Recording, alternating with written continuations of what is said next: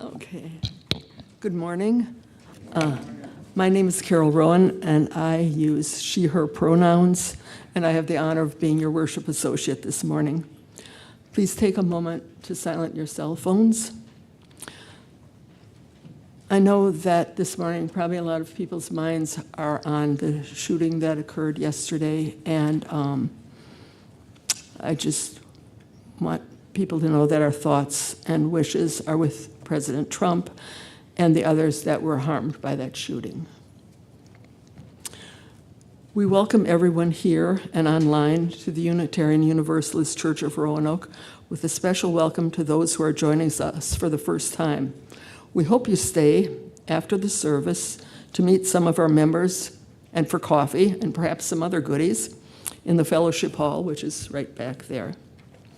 Now, let's take a second to turn around and connect with everyone watching at home. Camera's right there. Okay. For those of you online who wish to share your joys and concerns during the Lifelines portion of the service, please put them in the chat in the next 15 minutes. Our land acknowledgement. We acknowledge that our church resides on the traditional lands of the Tutelo and Monacan nations, and was later farmed and developed through slave labor. We recognize and respect the ongoing connection to this land by generations of Black and Indigenous people of color. May our gratitude and fellowship here echo and honor that rich history. Our minister is Reverend Kirk Ballin, who is also our minister emeritus. Our former minister is Reverend Walter LaFleur. Let's take a minute to send him some good thoughts.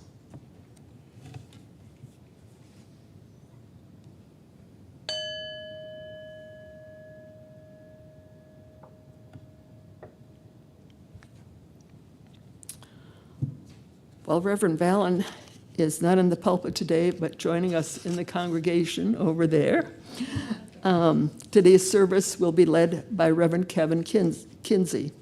Reverend Kinsey is a husband of 24 years, father of 2 teenagers, and a 1-year-old beagle. He has been serving as pastor for Central Church of the Brethren for 8 years. Kevin is passionate about social justice and its intersection with scripture, faith, and relationships in the community. He has been active in establishing and leading efforts on defining and exploring the concept of reparations and how it might have an impact in the city of Roanoke. His interests include playing Dungeons and Dragons, painting miniatures, and working on the flower garden with his wife. Reverend Kinsey's sermon today is Rebuilding Lives. Now, please join me in reciting our words of welcome. Whoever you are, whomever you love, however you express your identity, whatever your situation in life, whatever your experience of the holy, as you come seeking love, your presence here is a gift. Whether you are filled with sadness or overflowing with joy, needing to be alone with yourself or eager to engage with others, all who welcome all are welcome here. And our covenant, we commit to supporting each other with respect and direct communication as we work in community to explore spiritual growth and to be a force for good in the world.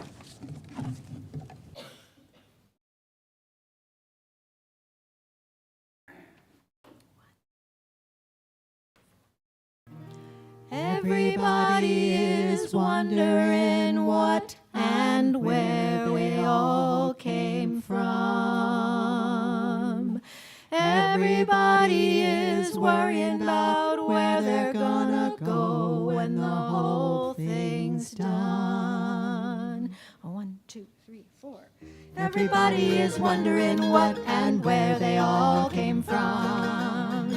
Everybody is worrying about where they're gonna go when the whole thing's done. But no one knows for certain, so it's all the same to me. I think I'll just let the mystery be.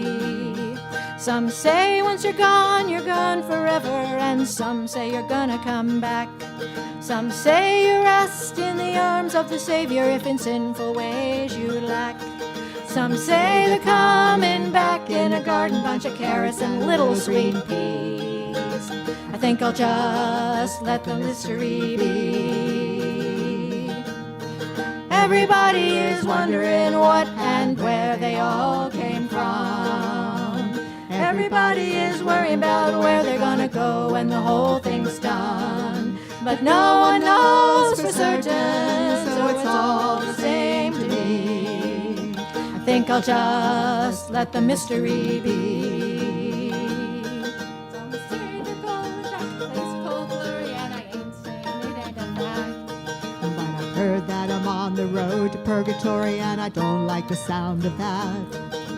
I believe in love and I live my life accordingly. So I choose to let the mystery be. Everybody is wondering what and where they all came from.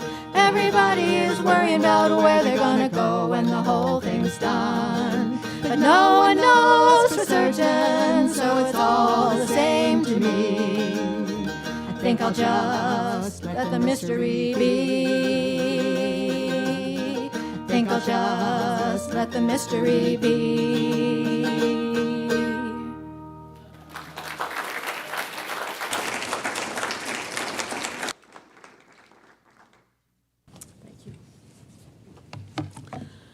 Our opening words today are from Robert Kennedy, spoken on June 6, 1966, in Cape Town, South Africa, and are quoted on the wall of the Civil Rights Memorial in Montgomery, Alabama. That's where I saw it.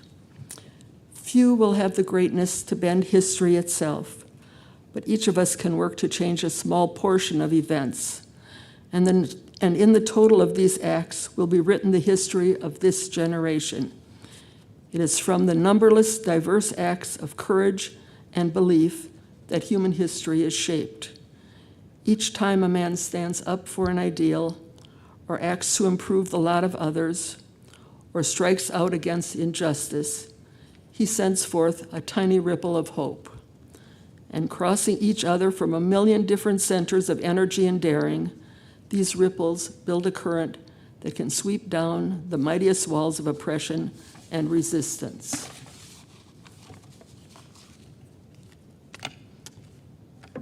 Now, I don't need this. We light our chalice as a symbol of the Unitarian Universalist faith. Thank you.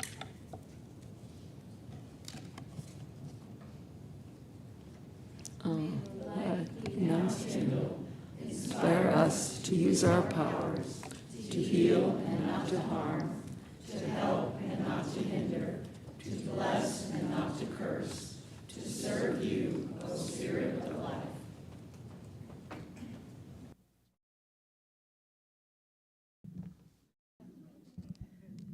So some people already know the routine. I'm Jessie. I'm the Director of Lifespan Faith Development here, and I use they, them pronouns.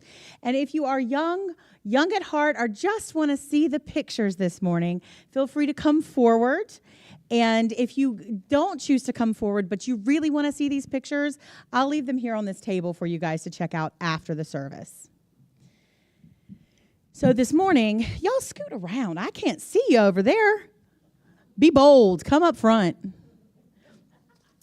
So I want to tell you, many of you guys know that I was gone. I tell everybody I was in Texas in the heat for 9 days.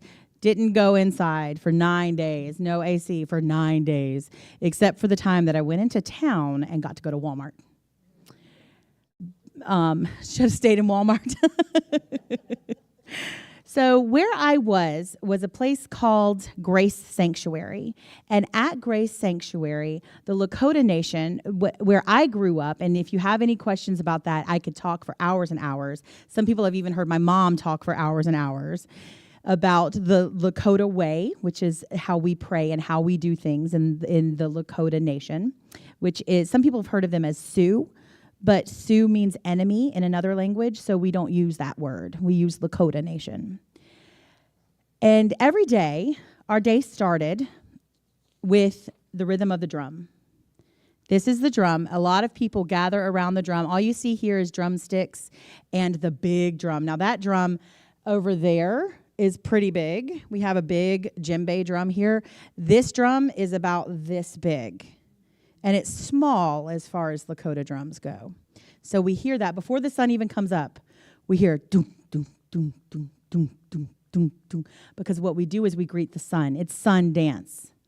So we greet the sun. And see all these people staring at the sun? Their job is to pray. They're not praying for themselves. Your Sundance prayer is never for yourself. It's for the people. They're praying for you. They're praying for me. They're praying for people who whose voices need to be heard. And their prayers go to Creator or Tunkashila through that tree. So there's Chief Leonard Crow Dog standing in front of our Sundance tree. And there's all kinds of ropes. If you look really closely at this picture, there's a bunch of things tied to the tree. Do you see that? Yeah. It's like little bundles of things. They're bundles of tobacco called prayer ties. And these prayer ties are gifts that we give to, if I have a prayer that I need someone to pray for, like this guy right here, my Uncle Daryl, who kind of looks like he's not in the right spot, but he is, I promise. Uncle Daryl will take some from me and put them on the tree because he's a dancer. And here's a line of women praying for women. They're praying for women's voices to be heard. They're praying for women who have spent their whole lives doing other things for other people, for them to have the opportunity to do what's right for themselves. All of these women were praying for that day. Here's a group of men. These are eagle dancers, and what they do is they and all of these dancers fast. Do you guys know what fasting is? They don't eat or drink for 4 days in the Texas heat because they are praying. And you know what my job is? When I'm out there, I take care of some kids, but I also make sure that we are eating and drinking because we can't support them if we aren't healthy. So we eat and drink for them. And these guys, these eagle dancers are out in the sun all day long, and they sleep out there by the tree, and they pray. And the best part is we are all family. So none of the people in this picture are related. They met that day.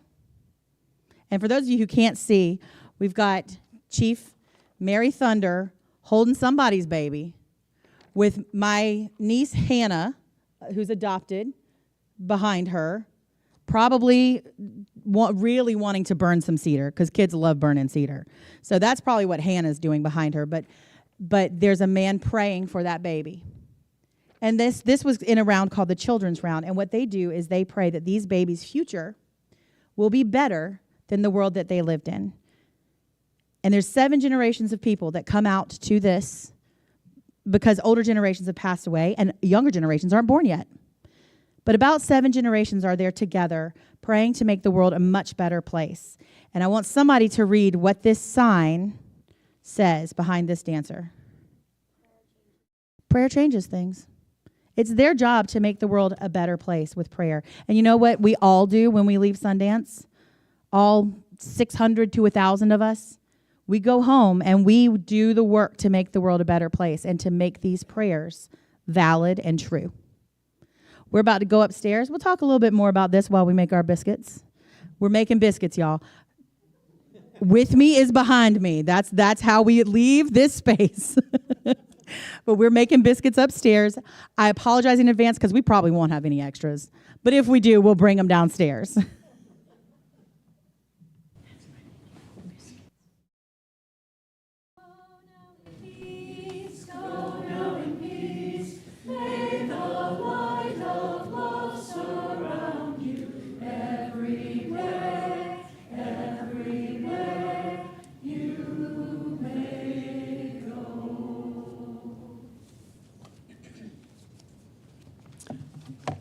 Our reading today is from Isaiah verses 6 to 12 with a translation from the Message Paraphrase Bible.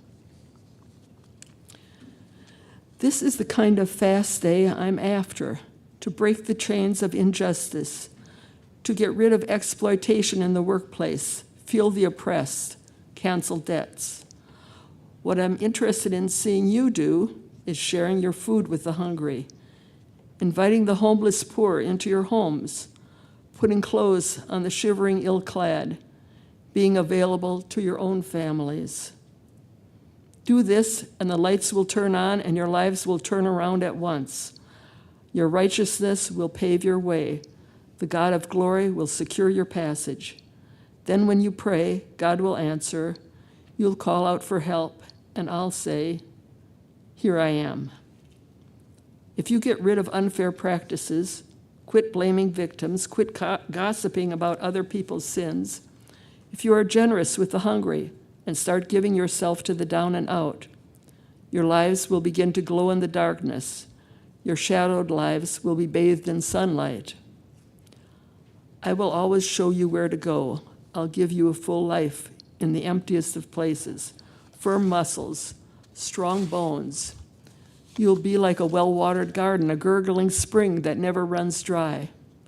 You'll use the old rubble of past lives to build anew, rebuild the foundations from out of your past.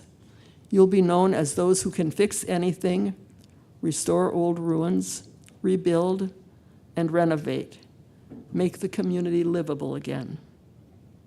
And now, Reverend Kinsey.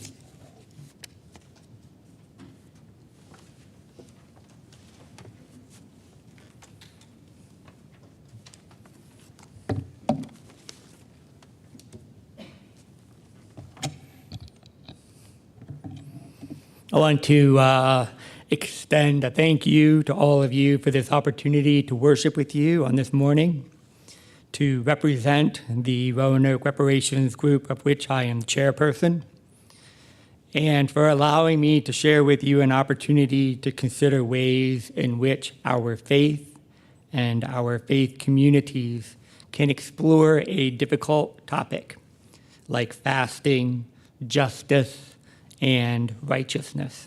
Now, before I continue, I want to make sure everybody received a little index card and a writing utensil. So you will be seeing 4 questions on the screen above me, and I am asking you to consider those as I present. If you don't have a card, there's a lovely individual passing them out. I also want to extend my appreciation to Teresa Pohl for inviting me to come here and speak to you, and to Carol Rowan, who has assisted in creating a meaningful and spirit-led time of worship. My prayers are with you, with this congregation and community, as you grieve the transition from Reverend Walter LaFleur, whom I love and respect and have worked with in the beginning stages of the Roanoke Reparations Group, and for your new pastor, who will lead you in your continued spiritual journey as a faith community. I've been struggling with trying to call this a sermon as a Christian pastor, but I'm comfortable at least saying presentation, so please bear with me during this time. My presentation this morning has been influenced by the work that I have been doing with a small task group of the Roanoke Reparations Group called the Narrative Team. It is comprised of myself, Adele Blankenbaker, who is a part of this community, and Charlyn Griffin, who attends the Quaker meeting group. Our task has been to explore ways in which to assist members of the reparations group and the wider community in crafting their personal narratives as it relates to race relations, justice, and white privilege. In relation to the scripture passage from the prophet Isaiah that Carol just read with us this morning, I am grateful for the work of Carol J. Dempsey and her reflection of this passage in the Feasting of the Word Preaching Revised Common Lectionary series. So this is going to be a very short exposition where I present and where we will work through some of these questions to consider. They are, as on the screen, what was your experience in school, in your faith community, if you were a part of one, in your work, or in your social activities as it relates to your skin color or to persons of a different skin color than your own? What historical markers of significance happened in your life that made you aware that life was not equal for all persons? What pop culture references, songs, TV shows, movies, enforced or broke stereotypes of the other person that you did not realize you had within yourself? Or what growing edges or rebuilding steps do you need to work on even as you sit here today? But first, what is fasting? What is its purpose? The scripture speaks of fasting from the perspective of the Israelite people, who understand fasting to be a way to appease or to ask favor of the divine, particularly in instances of drought, famine, war, and even sickness. Clearly, according to the prophet, as they communicate with the divine to the wider people of Israel, there is a disconnect between what the people of Israel are fasting for and the way in which they are fasting, and their relationship with the divine and with those whom the divine desires them to be in relationship with. Sounds pretty easy, right? What is your relationship with yourself? What is your relationship with the divine? And what is your relationship with your neighbor? While the people of Israel are participating in an over-the-top practice of fasting, they are being unjust in their treatment of their own workers and are even fighting amongst one another. Sounds like it could have been written for today, doesn't it? The divine, or God, is not pleased. In this passage, we are shown a new way of fasting. It entails 4 personal blessings: a new life, healing, security, and a free-flowing relationship with God or the divine. In summary, to fast is an individual or the community's response to one another, and that response affects how the divine will respond to the community's prayers. I am proposing that our fasting is a way of cleansing that which is broken within ourselves and within our respective communities in order to bring about justice and righteousness. One way we can look at this is by looking at the last verse of the passage that was read this morning. You will use the old rubble of past lives to build anew. Rebuild the foundations from your past. You will be known as those who can fix anything. Restore the old ruins, rebuild and renovate. Make the community livable again. We must look within our past selves and right the wrongs of our experiences, our relationships, our isms, our stereotypes, and even our blindness and deafness to the stories and cries of those for whom justice itself is blind and deaf. I'm going to be sharing with you an abbreviated version of my narrative that I have been working on using these questions behind me. And then I'm going to invite you all to consider writing fragments, thoughts, examples, or even a specific story from your own life, answering the 4 questions shared on the screen. In 1992, I was a freshman in high school.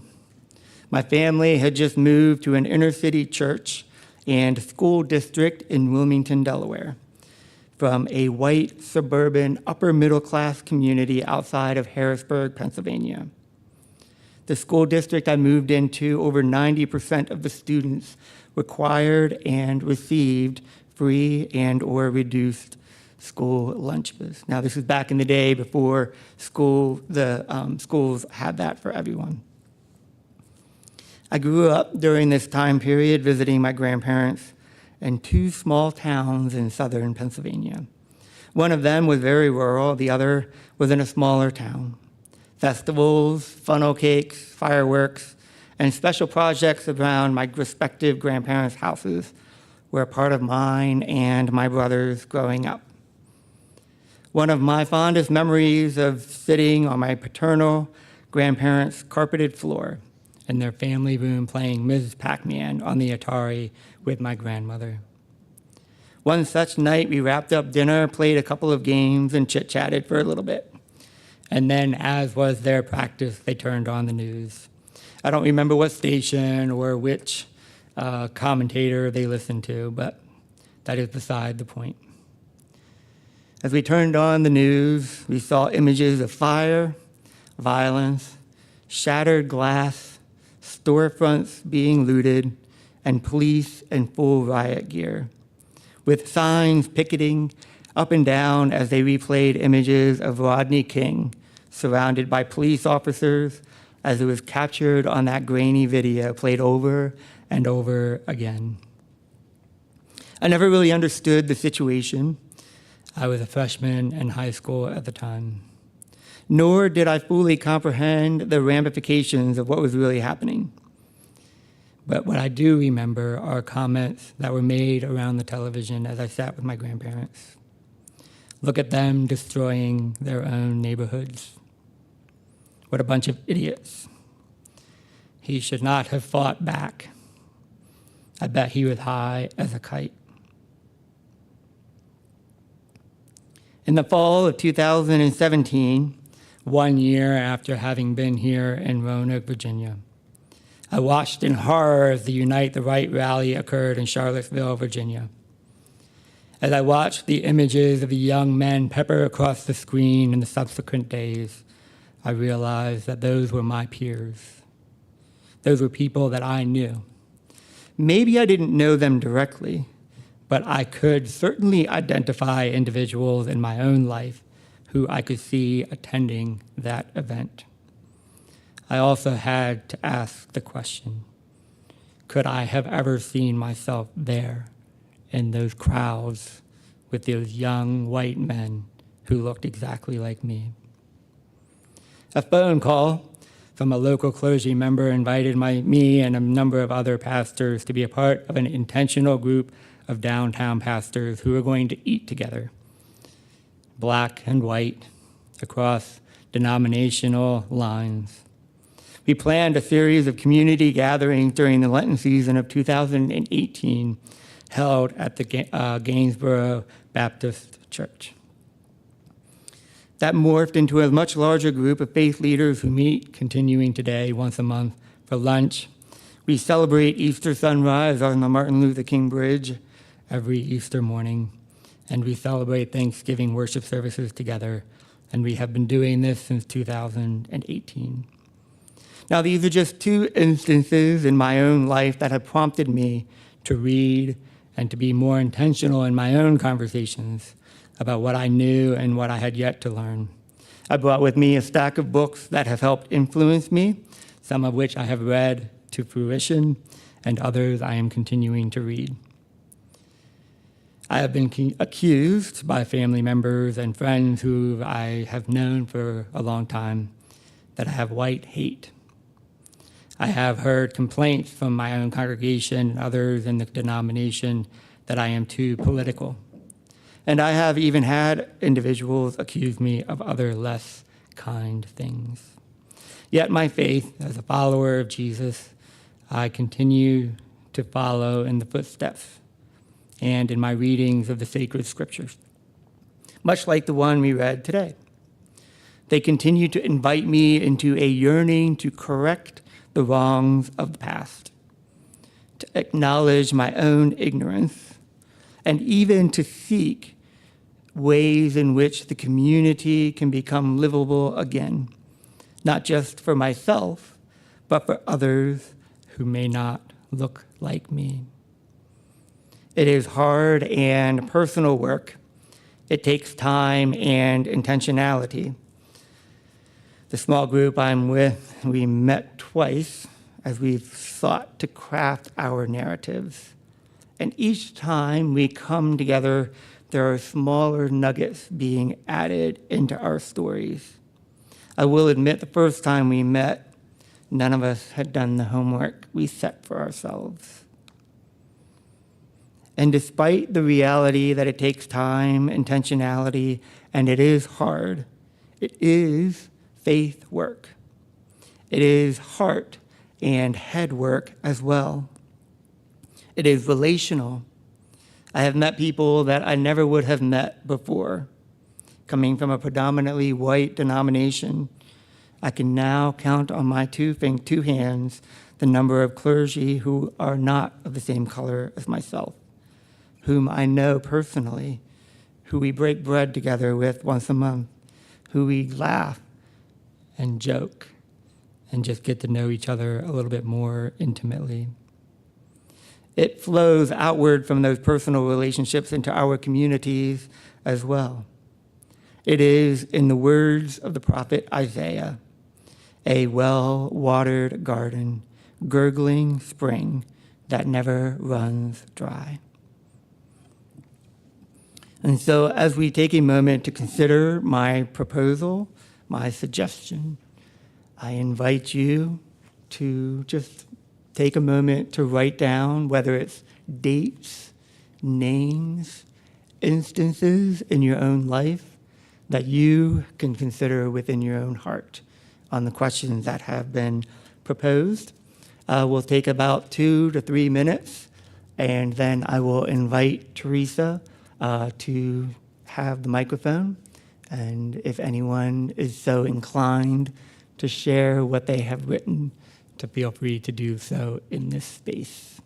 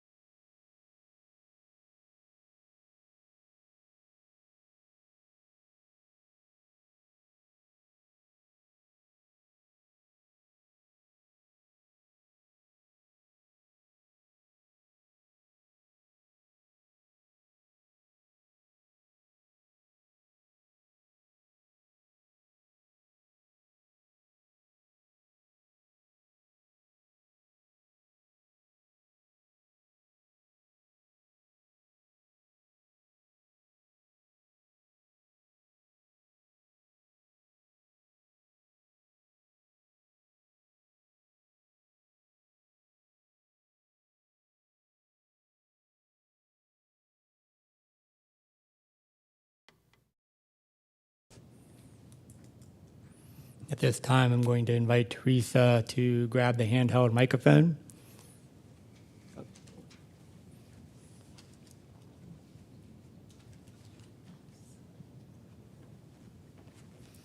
And if you wish to share a piece of your narrative, please raise your hand and Teresa will bring the microphone to you. Presume that you need to hold it close to your mouth so that we can all hear you.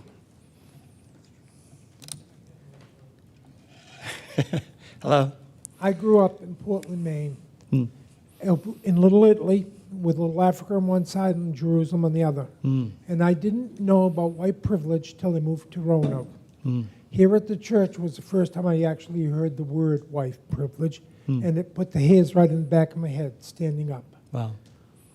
They explained to me how in the service the men couldn't be paid for their home, things like that. Mm. And then when I went around the town, in Portland we celebrate Black history. Mm. We have the second oldest African American church in America because we were part of the Underground Railroad. Mm. Here there's nothing to celebrate it. Mm. And even going around the city, I'd ask why. And well, the blacks weren't allowed in town after midnight. They couldn't be there on weekends. They couldn't own the business. Mm. You know, this is where I saw bigotry for the first time in my life, Wow. that I can actually relate to it. Thank you for sharing that. I appreciate that. Gentleman in the blue shirt. I apologize for not using proper pronouns. So I grew up in New Orleans in the 60s and 70s. And one of my first memories of inequity was the fact that my junior high school was used by the Ku Klux Klan for rallies. Wow. And seeing the signs and not knowing what that was about, even though one of the Grand Dragons, David Duke, lived just a few blocks away from me.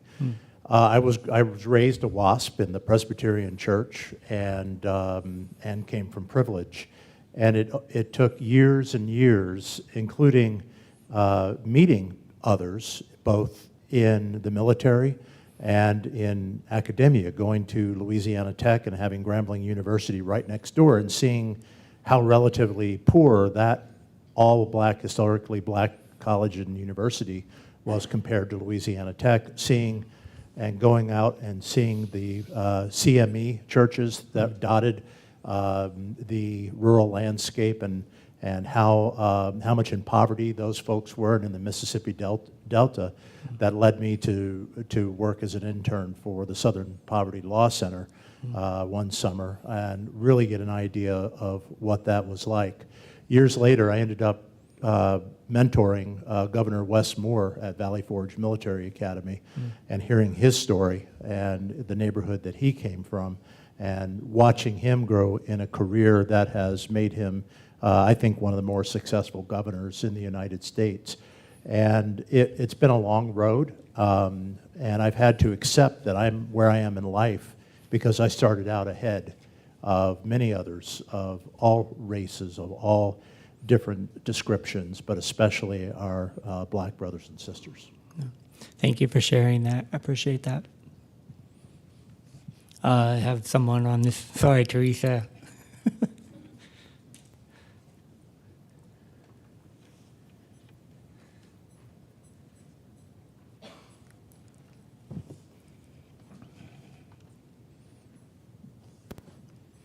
I would like to share an experience from school. I'm Walker Hartman, beautiful Ponca City, Oklahoma. But my uncle was director of the junior high band. And what I remember in school was that when we went through integration, his great lament was that the black folks had lost their music. Wow. Thank you for sharing that. That's hard. Hi, I grew up in Baltimore, Maryland. I was very racist, and I had no friends or acquaintances of color. It was an all-white world. And in the 60s, a boyfriend gave me my first guitar and introduced me to the music of Bob Dylan. And in those beautiful lyrics, I discovered a voice where I could start to talk about the injustices that came with being a person of color. Thank you for sharing that.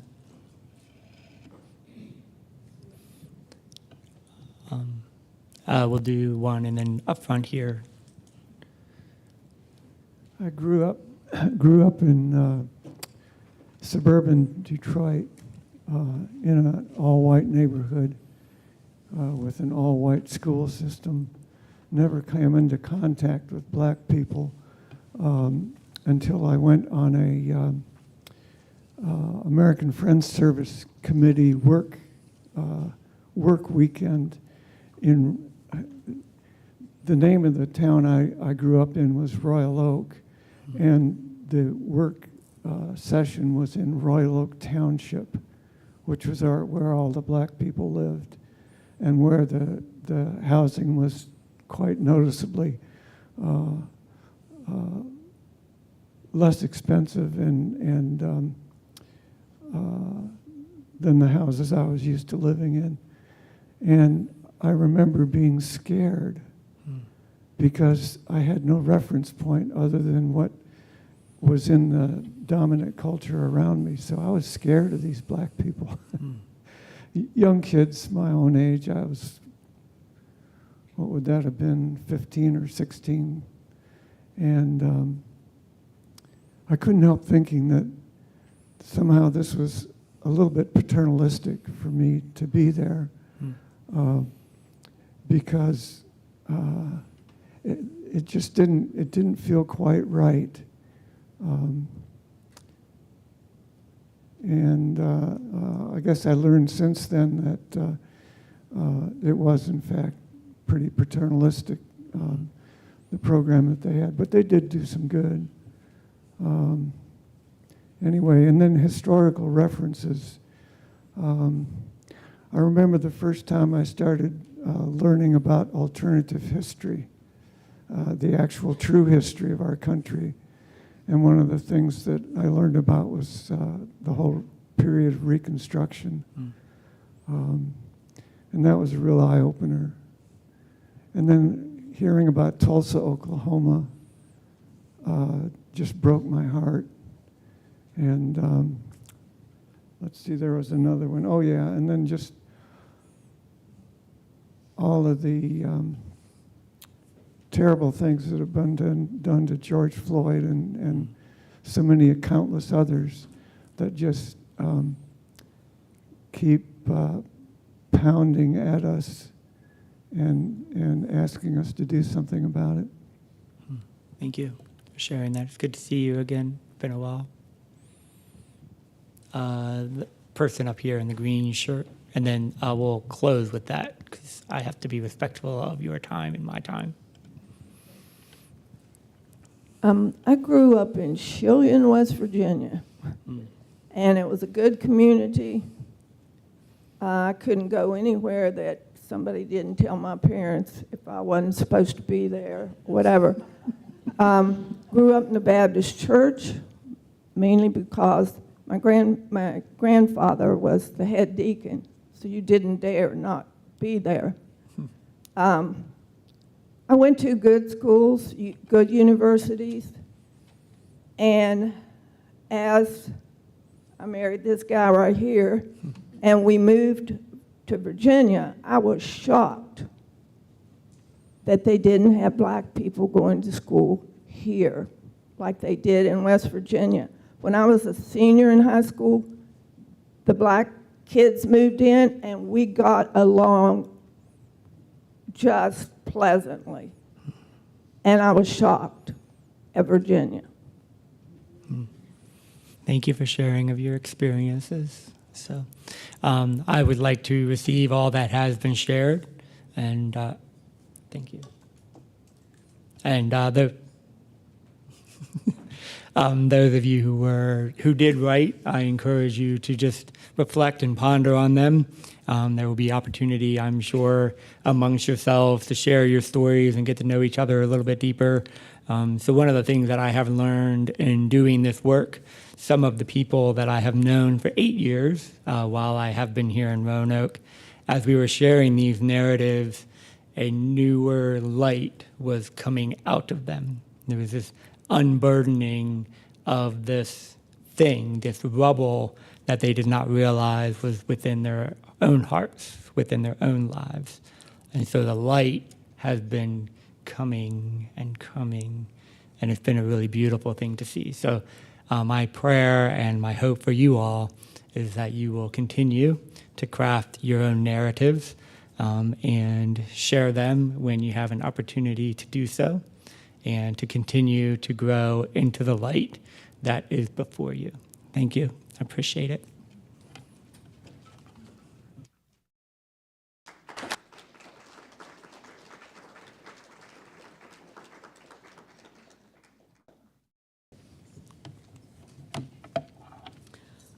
Let's take a moment of meditation to reflect on what we've heard and learned today.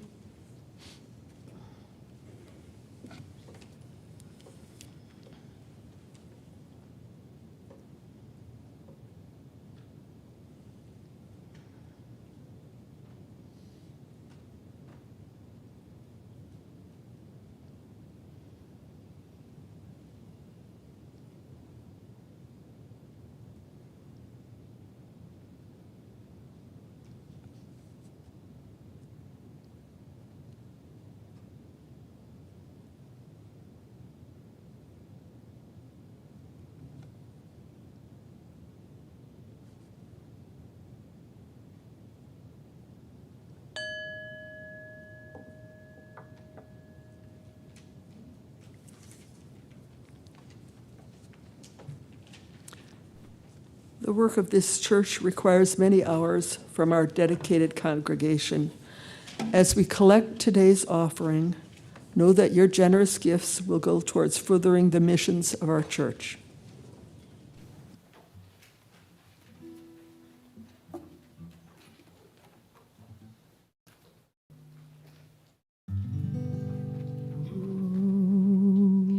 It's been a long, dark night,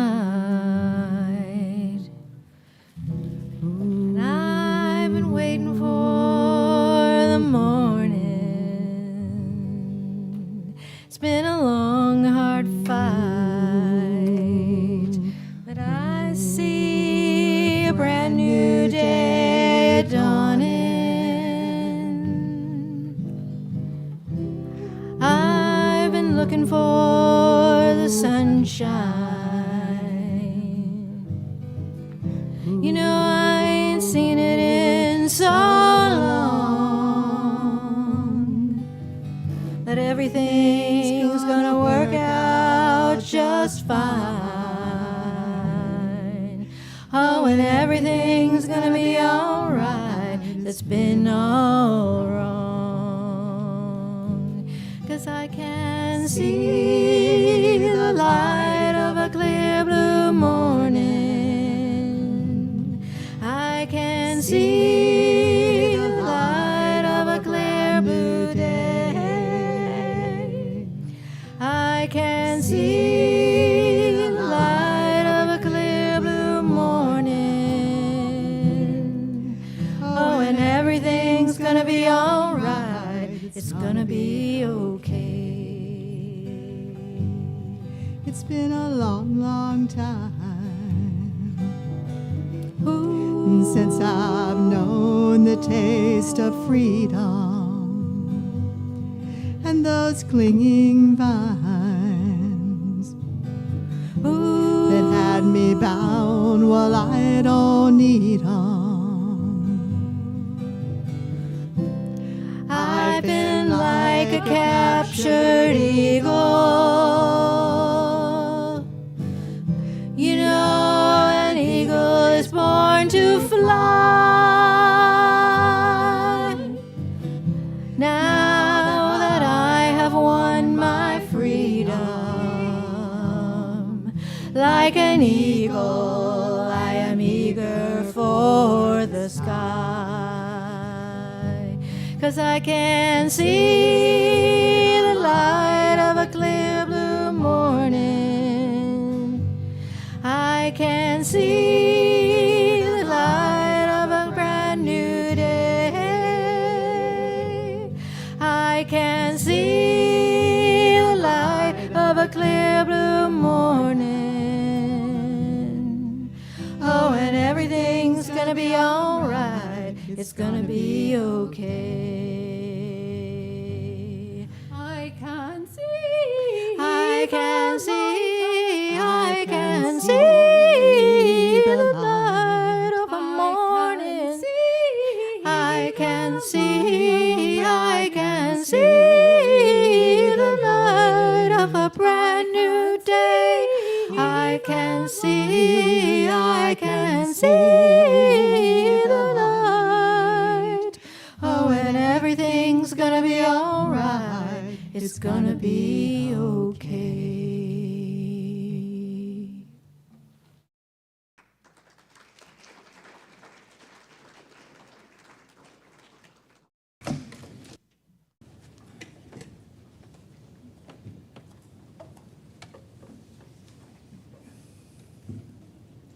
Thank you for your generous gifts and to support our work to be a force for good in the world.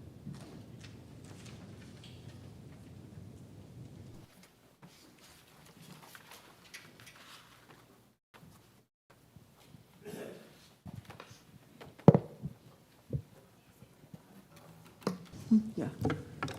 Right now.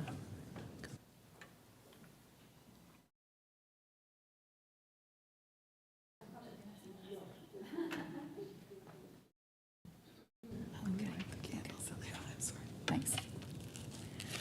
Good morning, everybody. I'm Linda Wood, here to represent the Caring Community this morning. And one of the things that the Caring Community covenants with all of you to do is to bring the joys and concerns of our community to your attention on Sunday mornings, anything that people want to share with the group as a whole. And to that end, we have had a lot going on this week, happy things and sad things. So, let me start with the sad things. We lost one of our dear congregants, Betty Bright, last Tuesday. I feel really sad for those of you who never knew Betty. She wasn't able to come back to church after the pandemic, so a lot of you never had the chance to meet her in person. But she's such a bright spirit, an amazing artist who won lots of art awards through the years.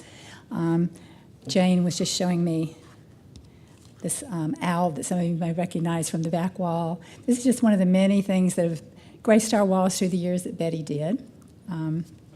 She was a dedicated member of the Caring Community, Caring Committee for a long, long time, and our meetings will not be the same without her humor, will they, Sally? So her loss is a great loss. Her daughters will work with Sherry to come up with a celebration of life plan, so keep your ears open for that.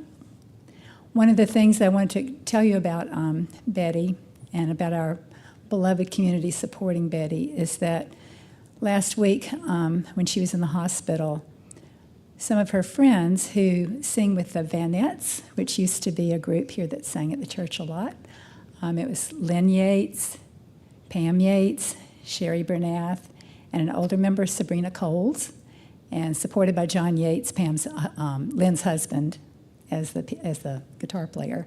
They all went to Betty's room and sang to her. And if that's not an example of beloved community, I don't know what is. Another solemn announcement. Yvette LaFleur made a new post on Caring Bridge yesterday. Reverend Walter has taken a downturn. Despite all this, their bond is strong, and Yvette is with him every step of the way, so let's keep them in our hearts. Now, let's hear some good news. Spike Harrison had his 80th birthday on July the 11th, and Jane says thank you so much to everybody that sent cards to Spike, that his room was just papered with cards, and it just really lifted his heart. And the other thing is that we've been following Tim Andriano's journey for months. And bless his heart, he came home yesterday. And it was awesome. And again, another example of Caring Community. There were a group of people who went there, about a dozen people who went and clapped him out and waved. And Robert Wallenborn brought his big box with the Rocky theme on there to play as Tim was wheeled out. It was a great celebration. So all of these are things that we wanted to share with the group as a whole, but you might have something in your heart that you're not ready to share or don't want to share or don't need to share, but you would like to commemorate by lighting a candle this morning. So may the light of that candle warm your heart as you come forward.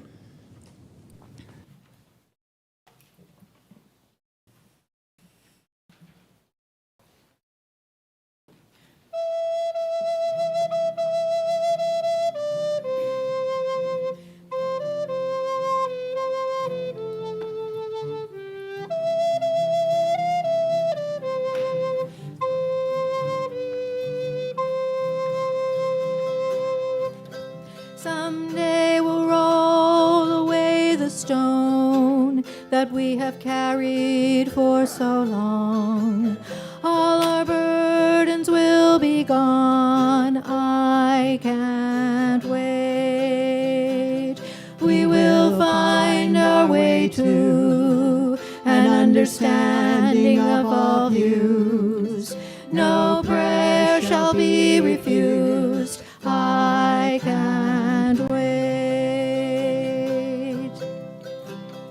Imagine there's no countries. It isn't hard to do. Nothing to kill or die for, and all religions true.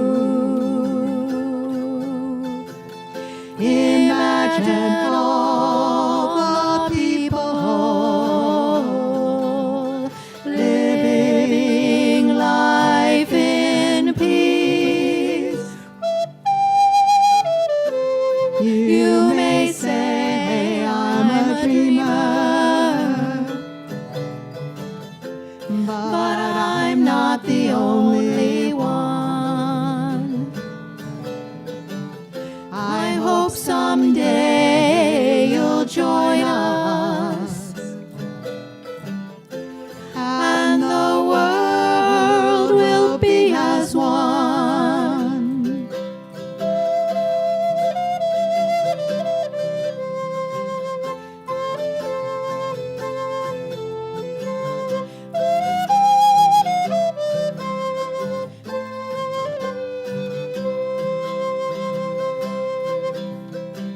Seems we have gone too far, and now we don't know where we are.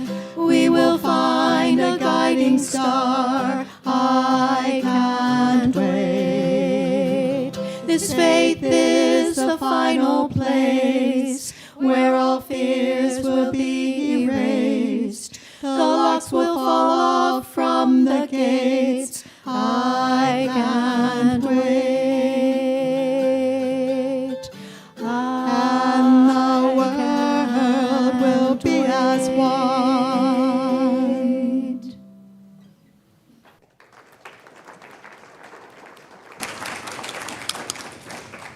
Thank you, Still Frisky. May our prayers be heard and our hearts be restored.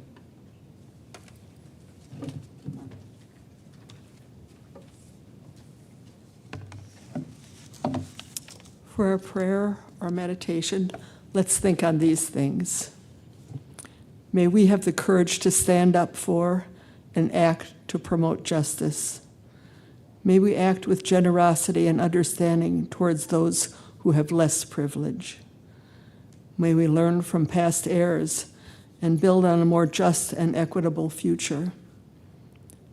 And may we also reflect on what happened yesterday and act to promote peace. Amen.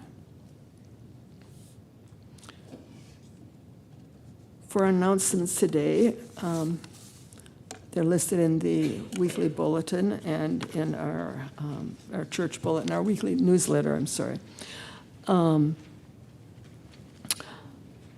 of the things that I want to mention is in the announcements is that Susan has worked long and hard. Maybe others worked with her. I don't know who did it, but got the church directory together, which those of us who use it a lot to try to find phone numbers and whatever, it's a blessing to have.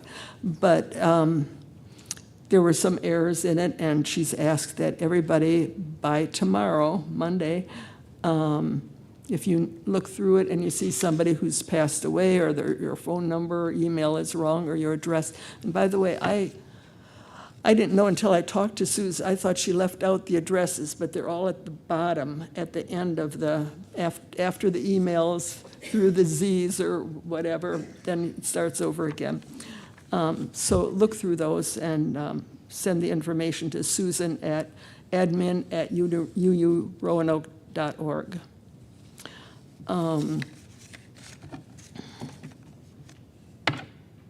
Let's see. Gordon has something to say. Good morning, everyone. I'm Gordon Malcheski, and I'm the president of your board. It's great to be with you here yet another Sunday. I use the personal pronouns he, him, and this morning I have to admit to you that I've got a bit of a problem. The problem is, if you take a look at that poster over there, the boiler campaign, some of you may have noticed that. The problem is I've been having trouble keeping up with all the additional monies that have been collected.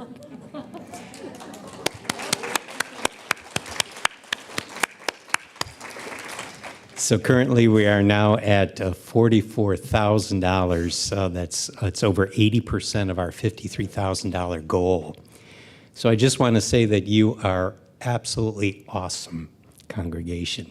You rise to the occasion, your generosity, your stewardship, your concern for this church and our congregation warms my heart, and I want to thank you. Another announcement related to our outgoing board members.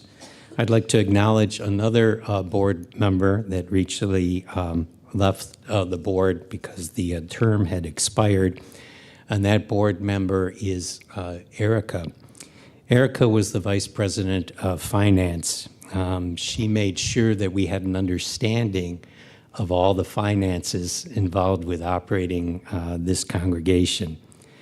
She helped ensure that our spending was on track and that we had a balanced budget, but she also offered us inspirational goals for us to consider. We talked about having greater equity when it came to paying our staff or providing benefits or doing our fair share for the Unitarian Universalist Association. And Erica has a long history. You know, I think Erica joined the congregation when I first did, and Erica was kind of quiet in that, and I wasn't exactly sure what she would have to offer to our congregation, but it's been absolutely awesome. Somebody that I deeply respect and admire. So Erica, we have a little gift for you, if you would come up, please.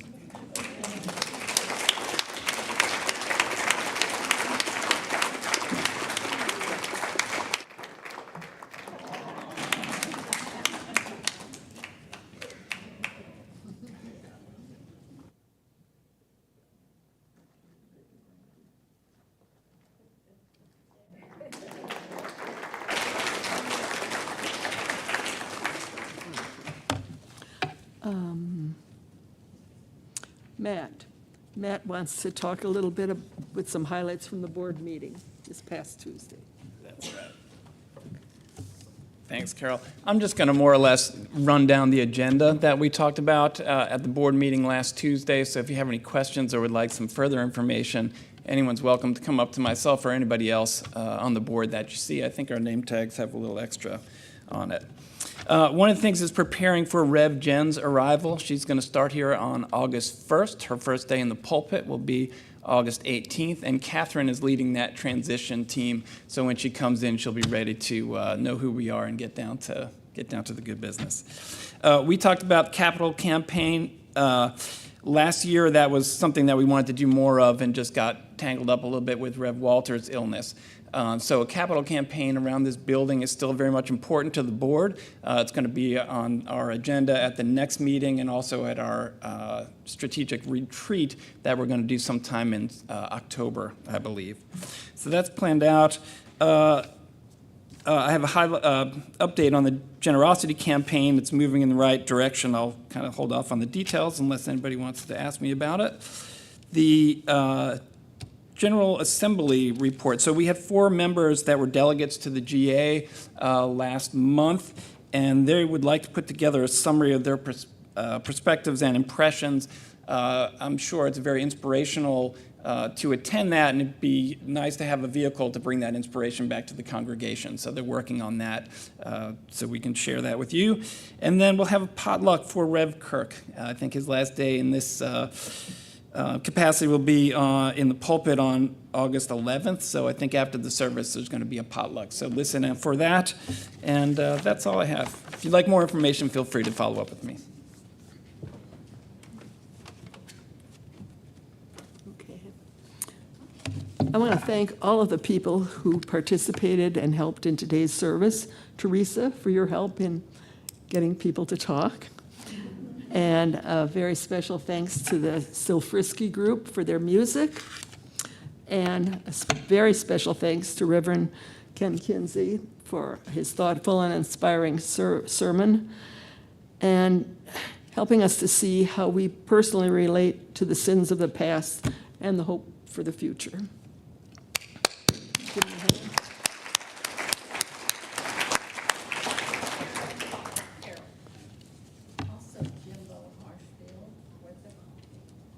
Okay, Jimbo. A hand for Jimbo with the coffee. Okay. Okay. We have now a closing music as a video, and I think some of us want to be able to see it.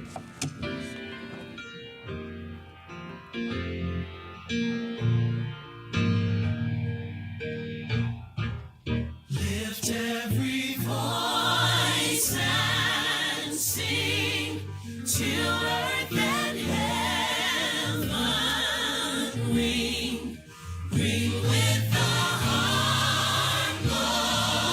harmonies of liberty. Let our rejoicing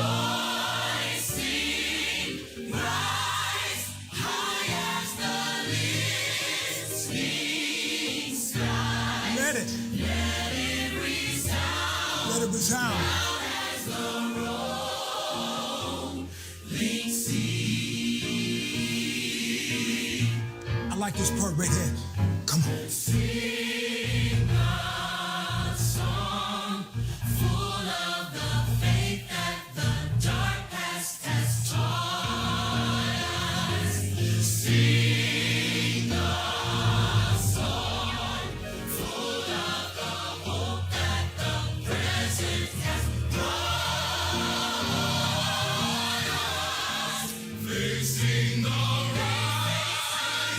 rising sun of a new day begun.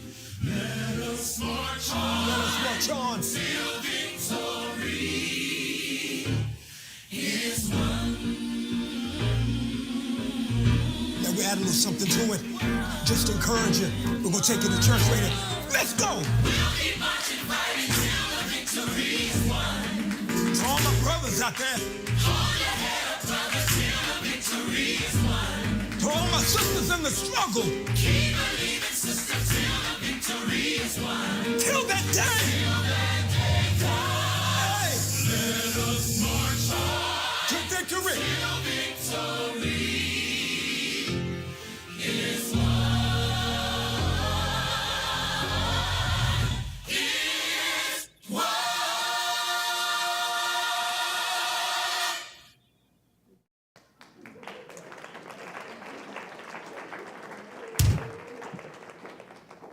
Wow. I don't know who selected that video, but it's... Carrie did. Don't give a hand for Carrie, she's not here, but feel it.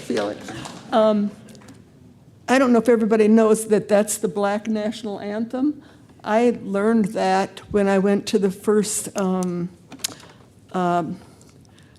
the Pledge group, and was sitting next to Manny Dotson, that some of you know, and he referred to the Black national anthem, and I thought, what is that? I'd never heard of that before, which is kind of in fitting with what you were talking about, things we didn't know. I didn't know there was such a thing, and that was, as we think about all of the timeline, it was BC, before COVID. I don't know what year it was, but it was BC. So, Reverend Kinsey?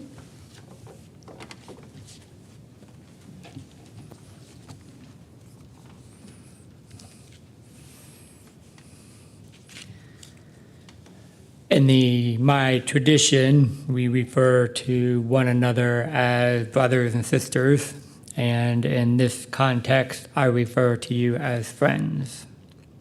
My friends, I invite you to restore the old ruins, to rebuild and renovate, and to let your narratives rebuild your life and the life of your neighbors. As you go into your week in peace, and may the light of the chalice go with you, wherever, whenever, and however you are.